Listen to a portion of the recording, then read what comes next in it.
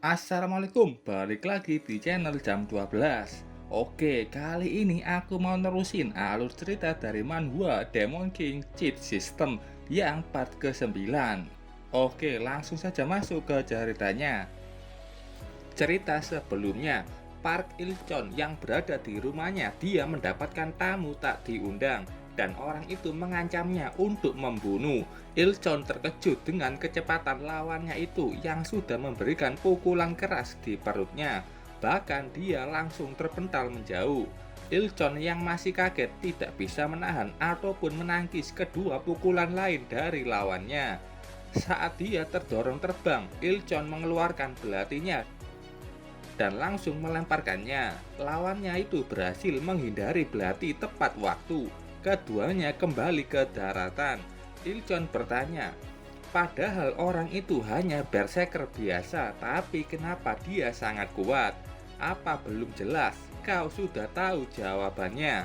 Lawannya itu berjalan pelan sambil menjelaskan kalau dia juga sudah menjadi awakened player. Il-chon tidak percaya dengan itu karena sebelumnya orang ini hanya level 30 yang harusnya tidak bisa awaken dan bawahannya sudah membunuhnya dan mencincang tubuh orang itu. Bagaimana orang ini masih bisa hidup?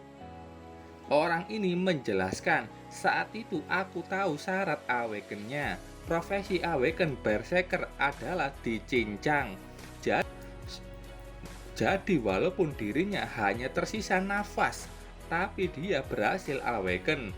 Orang ini mengaktifkan Fury War Soul, Bloodthirsty raksasa. Kekuatannya kembali menguat dan dia memberikan satu pukulan kuat ke arah Park Il-chon, Red Burst Shatter. Il-chon tahu itu sangat berbahaya, jadi dia melompat untuk menghindarinya. Pukulan yang sangat kuat itu meledakkan area di sekitar Park Il-chon sampai membuat kawah yang sangat besar. Il-chon yang masih bisa selamat, tapi dia sudah terluka parah. Dia bertanya kenapa kekuatan orang ini bertambah. Bloodthirsty raksasa adalah pasif dari Bloodthirsty. Normalnya kekuatan hanya seperti player yang merubah profesi, tapi kalau dirinya terluka saat bertarung, kekuatannya akan terus meningkat dalam waktu yang singkat. Dia terluka saat keserempet belati Park Il-chon sebelumnya. Orang itu sekali lagi memberikan kesempatan ke Il-chon dengan bertanya di mana Xiao Ye. Il-chon tidak mau memberitahunya dan bilang ke orang itu tidak akan bertemu dengannya lagi. Dalam hatinya, Park Il-chon harus memulihkan lukanya dulu dan setelah itu pasti bisa mengalahkan orang ini. Orang itu mengatakan lagi, kalau begitu aku harus cari cara menemukannya sendiri. Tapi kau juga harus mati di sini. Sebelum dia bisa bergerak, tiba-tiba tanah di bawahnya bergetar dan muncul tangan kerangka yang menangkapnya. Tampaknya Il-chon sudah tahu siapa yang datang dan bilang kalau orang itu datang hanya saat dia ada ancaman yang mengganggu kepentingannya saja. Dengan susah payah, orang ini melepaskan kekangan tangan besar itu dan hampir saja berhasil keluar. Dia tidak melihat adanya tengkorak di atasnya dan langsung menembakkan laser ke arahnya. Di samping Il-chon muncul orang yang bilang dia sangat menyedihkan. Itu Lee Ziyu. Dia mengejeknya. Apa kau tidak bisa mengalahkan player yang baru saja awaken? Il-chon menyuruhnya untuk menangkap orang itu biar tidak menjadi ancaman. Li Zuyi bilang dia terluka parah, pasti tidak akan jadi ancaman lagi. Ziyu marah mendengar nada bicara Il-chon dan langsung mencengkram lehernya. Ziyu bilang kalau Il-chon ini hanya anjing yang dia besarkan. Il-chon sampai meminta maaf karena kesalahannya. Ternyata Ziyu lah yang menyuruh Park Il-chon untuk membuat darah ungu dan menyuruh Il-chon memproduksinya. Kalau tidak, dia sendiri yang akan membunuhnya. Il-chon menenangkannya dan akan mengurusnya. Dalam hatinya Il-chon bilang harus mendapatkan item di pelelangan besok dan menyembuhkan semua lukanya. Il-chon tidak mau terkekang lagi oleh Li Ziyu. Sementara itu di depan pelelangan sudah banyak player berjejer yang memajang item-item mereka. Zhao King saat ini bersama Xiao Xiao, ditemani sama Nana. Bagi player pelelangan adalah hari terpenting dalam setahun. Banyak player yang sering melakukan perdagangan melalui asosiasi dan kebanyakan itu item level rendah. Tapi item-item yang berharga cuma ada di pelelangan yang hanya diadakan sekali dalam setahun. Zhao King bertanya bagaimana keamanan di pelelangan. Kalau itu sejujurnya, keamanannya tidak terlalu bagus karena pelelangan ini di organisasi Shine Place. Walaupun begitu, pelelangan ini dikendalikan oleh Zhang Hao, Li Ziyu, Wang Aoshan, dan Liu Yi. Mereka adalah keempat player Awaken yang juga selamat dan membantai semua player di dungeon Ade Salai. Jadi Park Il-chon tidak termasuk dalam 4 player Awaken ini. Sudah 3 yang muncul, Zhang Hao, Li Ziyu, dan Liu Yi.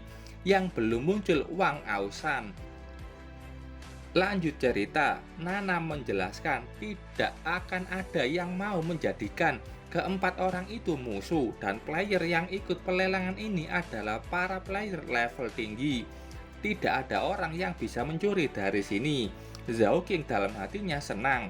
Kalau mereka yang menjadi pengendali utama, berarti banyak item berharga di sini. Dia harus mendapatkan semuanya. Setelah itu, Zhao King mengeluarkan beberapa kertas dan meminta bantuan dari Nana. Entah itu uang atau kertas sihir yang dicuri dari Xianzong.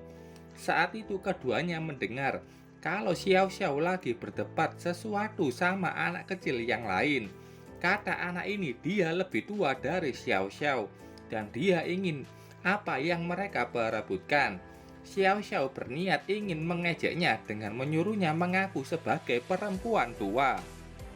Tapi anak ini langsung mengaku dia perempuan tua dan merebut apa yang dia bawa. Mereka berebut tanaman kecil. Xiao Xiao cemberut dan mengatai anak itu orang jahat. Zhao King menghampirinya dan bertanya ada apa. Dia tidak akan melepaskan siapapun yang berani membuli adiknya. Zhao King tidak bisa melihat informasi anak kecil ini dan pasti bukan orang biasa. Nana yang juga melihatnya mengenali siapa anak kecil itu. Dia memanggilnya Bibi Ye. Bibi Ye juga mengenali Nana, bahkan dia melakukan pijatan ke opai Nana. Bibi Ye bertanya apakah mereka temanmu. Mendengar kalau itu benar, dia menyerahkan tanaman kecil itu ke Xiao Xiao. Setelah itu, dia bilang selamat atas awakennya dan menasehatinya untuk menyirami tanaman itu dengan darah. Dan setelah itu, Bibi Ye pergi. Zhao King bertanya, siapa sebenarnya orang itu? Nana menjelaskan kalau dia Raja Obat Ye Zhuxin, salah satu dari awaken player dan satu-satunya awaken tipe pengobatan. Penasaran berapa umur Baby Z, Zhao King pun ikut bertanya. Dan dia kaget saat tahu Baby Y seumuran dengan ibu Miyamoto Nana yang berarti 50 tahun. Nana bilang kalau item ini pasti bukan item biasa karena Baby Y sampai bertarung melawan Xiao Xiao.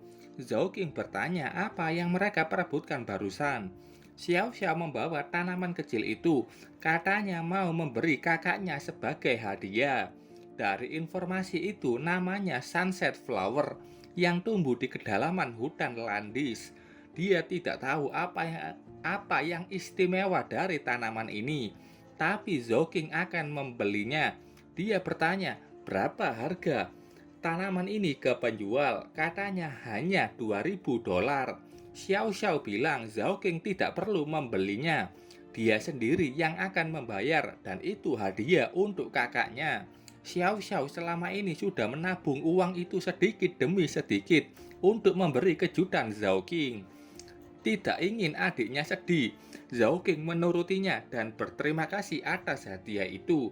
Ketiganya istirahat sambil membahas Sunset Flower. Sistem Zhao King dan Nana juga bilang hal yang sama. Ini hanya tumbuhan biasa, tapi mungkin ini berhubungan dengan kemampuan profesi player. Jadi setiap profesi itu punya kemampuan khusus. Contohnya profesi Nana, dia punya skill pasif Sword Heart. Dengan itu dia bisa meningkatkan atribut pedangnya. Zhou King langsung paham, sepertinya BBY punya kemampuan khusus yang bisa menganalisa item ini dan melihat apa yang tidak mereka lihat di sistem. Dan Nana bertanya apa Zhou King ingat apa yang dikatakan BBY sebelum dia pergi. Siram dengan darah. Zhou King langsung menggigit jempolnya dan darahnya menetes ke Sunset Flower. Setelah menerima darah itu, Sunset Flower bertumbuh lebih besar dan tampak di dalamnya ada makhluk kecil yang mempunyai sayap. Yang muncul adalah Demon World Flowery Fairy level 5 Raspberry, dan itu sudah dianggap pet Zhou King. Peri itu senang melihat masternya. Zhou King bingung sebenarnya apa kelebihan peri ini, dan peri ini hanya level 5 sampai menarik perhatian seorang awakened player. Nana yang penasaran memegangnya dan langsung digigit peri itu. Zhou King akan merawat peri itu sendiri. Dia mengeluh kenapa selalu bertemu monster yang aneh karena sebelumnya dia juga mendapatkan naga yang mesum. Nana bilang monster ini baru saja lahir, pasti menganggap Zhou King sebagai keluarganya. Saat itu entah dari mana dan tiba-tiba saja ada gajah lepas mengamuk di tengah kota. Banyak player yang sudah berkeliling untuk menghentikannya. Zhou King bertanya kenapa ada gajah di tengah kota. Ada satu orang yang baik hati menjelaskan. Dia mengatakan ada orang gila yang menerobos ke kebun binatang. Dia melepaskan semua hewan di dalamnya dan mengatakan, biarkan para hewan liar ini kembali mendapatkan kebebasan selamanya dan jangan memperbudak mereka. Ketiganya bengong mendengar hal itu. Iya, bagus kok dibebaskan, tapi banyak juga jenis orang di dunia ini. Setelah itu Zhou King mengajak untuk masuk ke dalam pelelangan karena itu sudah mau dimulai. Dan Xiao Xiao juga sudah tidak sabar melihat item-item di dalamnya. Sampai di dalam, Zhou King terkejut dengan banyaknya player yang sudah mengantri masuk. Nana bilang kalau Awaken punya ruangan sendiri dan mereka tidak perlu mengantri. Zhou King bilang itu sangat bagus. Nana bisa membawa Xiao Xiao bersamanya. Zhou King bilang dia suka mengantri dan duduk bersama orang-orang. Dia meminta Nana untuk menjaga Xiao Xiao. Zhou King akan bagus kalau berpisah dengan Nana agar rencana Zhou King berjalan lebih mudah. Setelah Nana dan Xiao Xiao berpisah dengan Zhou King, dia masih harus mengantri untuk bisa masuk. Zhou King sudah di depan dan selangkah lagi mau masuk. Tapi saat itu ada orang yang memotong antrian. Dia berani memotong antrian karena dia berasal dari kuil God Dragon. Namanya Shui Ting.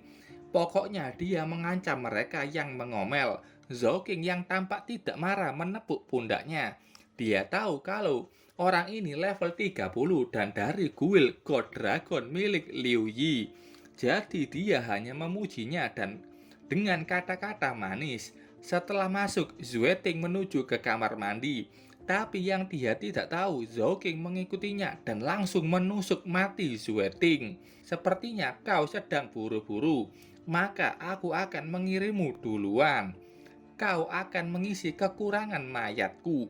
Setelah membunuh Shui Ting, Zhou King sudah masuk ke dalam aula pelelangan sambil membopong tubuh Zhou King ikut ke dalam. Zhou King membawa mayat itu untuk menjalankan rencananya. Sementara itu di ruangan para Awaken, Xiao Xiao yang bersama Nana mencari keberadaan kakaknya. BBY juga di situ dan menjahili Nana dengan memijat opainya. Xiao Xiao masih saja terus bersitegang sama BBY. Dia bahkan mengejeknya kalau dia masih punya ruang untuk bertumbuh. Kalau BBY tidak mungkin. Saat itu datang Park Il-chon yang dipanggil si anak sakit sama BBY. Il-chon masih marah ke BBY karena dia tidak mau untuk menyembuhkannya. Pasti ngomongin wajahnya yang jadi jelek gara-gara Zhou King. Il-chon ini bahkan berani menyingkirkan BBY dari daftar Awaken. BBY yang diremehkan menaikkan auranya dan muncul tanaman merambat siap menyerang Park Il-chon. Dia akan menghancurkan Park Il-chon sekarang. Melihat pertengkaran itu, ada Awaken lain yang ikut berbicara. Namanya Fujiwara Barley. Profesi Dark Shadow Goodness. Levelnya misterius. Pasti lebih dari 90. Dan dia kayaknya maniak pertarungan sampai mati. Park Il-chon pun bilang siapa juga yang mengajakmu. Saat itu datang dua orang di depan kakek tua itu bilang untuk mereka berhenti karena pelelangan mau dimulai. BBY duduk dan bilang Park Il-chon beruntung, kalau tidak pasti sudah lumpuh sekarang. Sementara itu Barley yang maniak bertarung sedikit gila sudah menyiapkan senjatanya dan akan menuntaskan pertarungan itu. Tapi dia dihentikan kakek itu. Dia mengingatkan kalau Fujiwara Barley juga anggota kompetisi bertarung bawah tanah. Kalau membuat masalah di sini, mereka akan mencabut hak anggotanya. Mendengar itu, Fujiwara menghentikan niat bertarungnya. Mungkin dia tidak mau kenikmatan bertarung di dunia bawah hilang. Sementara itu di bawah, Zhao King juga melihat mereka. Dia berpikir akan ada pertarungan, tapi tidak jadi. Dia juga melihat Park Il-chon yang sangat familiar baginya. Zhao King belum ingat saja kalau pernah bertemu di misi Demon King. Kakek itu pindah ke atas panggung dan memulai pelelangan dengan membawa masuk satu item. Itu special item Aesthetic Helmet yang punya skill provokasi hanya bisa digunakan sekali. Banyak orang yang tidak pengen dengan item itu. Berbeda dengan Zhao King yang akan merebutnya nanti karena item itu menakutkan dan dia sudah memikirkan cara paling menakutkan untuk memakainya. Harga awalnya 1 juta. Ada orang yang menawar 2 kali lipat. Dia bersikeras untuk mendapatkan item itu. Tapi ada satu orang yang terus menaikkan harganya. Kakek itu senang melihat kinerja orang yang dikenal sebagai penambah harga profesional. Tujuan orang ini hanya untuk menaikkan harga agar peminat itu terus menawar dengan harga lebih tinggi. Dan itu berhasil ke orang ini. Zhao King tersenyum licik mengetahui hal tersebut. Lanjut ke item kedua, Victory Bell. Saat dibunyikan, semua atribut player akan naik selama beberapa waktu. Dan ini adalah atribut buff tim. Harganya 2 juta. Zhao King langsung menawar item itu. Tentu saja penambah harga sudah bekerja dengan menaikkan harga beberapa kali. Dan saat sudah sampai harga 6 juta, Zhao King berhenti menawar. Penambah harga mulai panik. Kakek itu juga panik dan terpaksa mengetok palu. Zhao King tersenyum licik. Sial, harganya sudah di atas kemampuanku. Ku serahkan padamu. Sementara itu di pintu masuk, penjaga mencegah satu orang yang ingin masuk. Orang yang sebelumnya melawan Park Il-chon. Dia masih hidup dan langsung menuju ke pelelangan. Kembali ke pelelangan, kakek sudah mengeluarkan 2 barang terakhir yang menjadi item bintang hari ini. Salah satunya adalah senjata bos terkuat Immortal Demon King Adesalai, Nameless Demon Sword. Senjata yang sudah mencapai tingkat legenda, tapi belum ada orang yang bisa menggunakannya. Hanya Adesalai yang bisa memakainya. Zhao King melihat itu dan akan merebutnya. Produk selanjutnya itu dibawa wanita yang didampingi 2 orang. Yang besar namanya Wraith, level 55 Barir Master, dan yang kurus Raine, level 55 Chaos Magician. Item yang dikeluarkan adalah item pemulihan tingkat legendaris dan bisa menghilangkan semua debuff dan memulihkan semua luka. Bahkan item ini bisa membangkitkan player yang sudah mati, tapi durasi pemain yang hampir mati itu tidak lebih dari 1 hari. Dan hanya bisa dipakai sekali. Itu item kebangkitan yang tentu saja Zhao King harus mendapatkannya. Item ini akan dimulai dengan harga 1 miliar. Park Il-chon langsung menawar item itu. Karena itu mungkin saja bisa menyembuhkan wajah jeleknya. Akhirnya Zhao ingat siapa itu Park Il-chon. Dia adalah orang yang sama dia temui di tantangan Dungeon Demon King. Ada orang yang berani menawar. Tentu saja si Raja Obat Ze Yuxin. Selain Raja Obat, ada juga orang yang menawar. Orang itu punya nomor 65. Il-chon marah, ada orang yang berani menawarnya. Fujiwara Barley sudah mengetahui kebenaran itu. Dia tahu yang menawar itu hanyalah mayat dan anak di sebelahnya lah yang mengendalikan mayat itu. Zhao akan bermain dengan Park Il-chon dengan menaikkan harga item itu. Il-chon sudah tahu siapa Xueting yang bawahannya Liu Yi. Ternyata item ini berasal dari kuil God Dragon. Pertarungan ketiganya untuk item itu terus berlanjut sampai harga mencapai 100 miliar oleh nomor 65. Kakek ini senang sekali karena harganya naik begitu tinggi. Park Il-chon berhenti menawar dan akan mendapatkan item itu dengan merebutnya langsung. Zhao sudah tahu ini waktunya memulai rencana. Hitungan mundur untuk item ini sudah dimulai. Muncul cahaya ungu di belakang si kakek. Ada juga pria ini yang sudah sampai di dalam. 3 kali hitungan selesai, ketok palu. Tanda Zhao untuk memulai rencananya. Saat itu muncul pecahan dimensi dungeon di belakang kakek. Zhao hanya perlu membuat kekacauan dan menggunakan mayat player level 30 ini untuk mencuri semua item dan setelahnya menyembunyikannya di dalam dungeon. Karena dungeon itu hanya bisa dimasuki player level rendah, player level tinggi tidak bisa masuk. Setelahnya, Zhao akan masuk ke dalam dan bertingkah seperti orang biasa. Dari dungeon itu semburan api biru muncul. Sain menahan api itu dengan barirnya. Mereka sombong bisa membereskan dungeon level 30 ini. Dari dungeon itu muncul bayangan si naga mesum mau keluar dari dungeon. Tapi itu terganggu karena adanya orang yang langsung terjun ke tengah panggung. Bright dan Sainel yang di situ tidak bisa menghindar dan langsung mati seketika. Pria itu sudah muncul dengan kekuatan penuhnya. Park Il-chon yang melihat itu sangat marah karena orang ini mengejarnya sampai ke pelelangan. Zhao mengenal siapa pria itu. Orang yang sama dia temui saat bersama Xiao Xiao. Dia bingung sebenarnya apa yang terjadi saat ini. Park Il-chon, turunlah kemari. Tantang pria itu untuk Park Il-chon yang terus saja kabur darinya. Oke, itu saja cerita kali ini. Terima kasih buat kalian yang sudah menonton videonya sampai selesai. Salam jam 12. Bye-bye.